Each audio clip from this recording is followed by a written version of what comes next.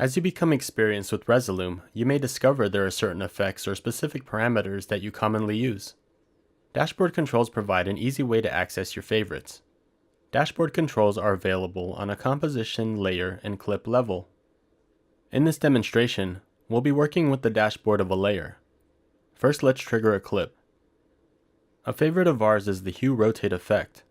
Let's drag the Hue Rotate effect from the Effects panel onto Layer 1. When working with clips of varying style and color, adjusting the hue is one way to make your content more cohesive. The Hue Rotate parameter is an easy way to change color, so let's assign this to our first dashboard control by dragging the parameter name to link 1 of the dashboard. Now, no matter what clip is triggered on this layer, we can adjust the dashboard control and change the color of this layer without having to alter every single clip. We can also easily change the name of our dashboard controls. Let's rename this to Color by clicking on the control name. Another useful effect is Exposure. If you need a quick adjustment to brightness, this is a great effect to have easy access to. Let's drag the exposure effect onto our layer. The exposure parameter is what we'll be using. Another way to link a dashboard control is by clicking on the small arrow by the parameter name and clicking on Dashboard.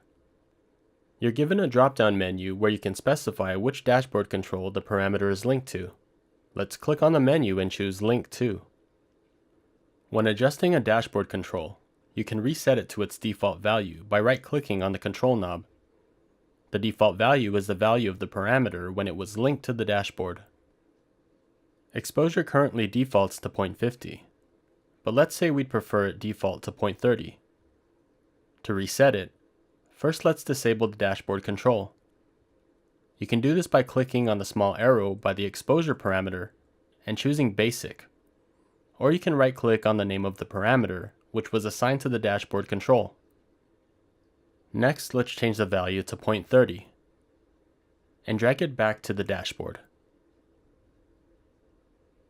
Now when we adjust the exposure control and right-click it, it will always revert back to 0.30.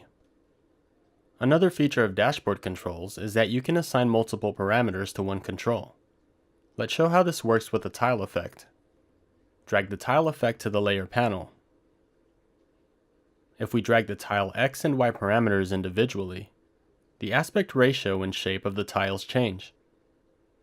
To keep the aspect ratio of our tiles, it'd be easier if we could control both parameters at the same time.